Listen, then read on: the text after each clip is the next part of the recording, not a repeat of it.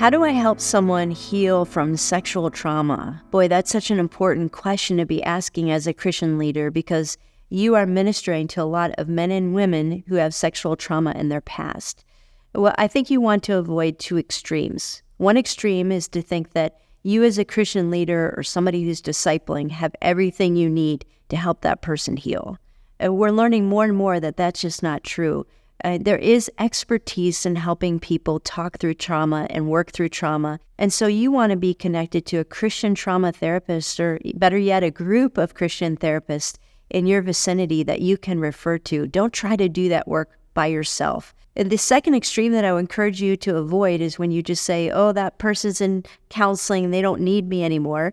The research shows that it takes between 5 and 8 people in somebody's life for them to really walk through healing of significant trauma. And that means it's not just one person, a therapist, who's going to help that individual. They need a community.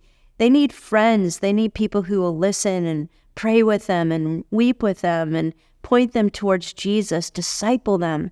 And so there's this tension of recognizing that what the local church offers and what a Christian leader can offer is very important, but it's not in isolation, that you need the full community of the body of Christ to truly help someone heal from trauma.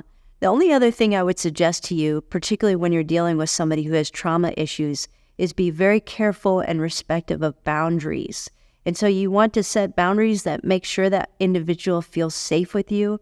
I think it's important to give that individual agency. Like, for example, if I'm going to pray with a woman who's experienced sexual trauma, very often I'm going to ask, would you mind if I put my hand on your shoulder when I pray for you? Would you like me to give you a hug? Like, those kinds of things give that individual a voice in terms of saying, yes, you can touch me, or no, I don't feel comfortable with that. If you're ministering cross-gender, be particularly careful about those boundary issues so that that person doesn't ever feel like they're in a compromising situation. And walk that long road. Healing from trauma can take a long time. Be patient, allow it to get messy. That's part of the healing process. And do that in community.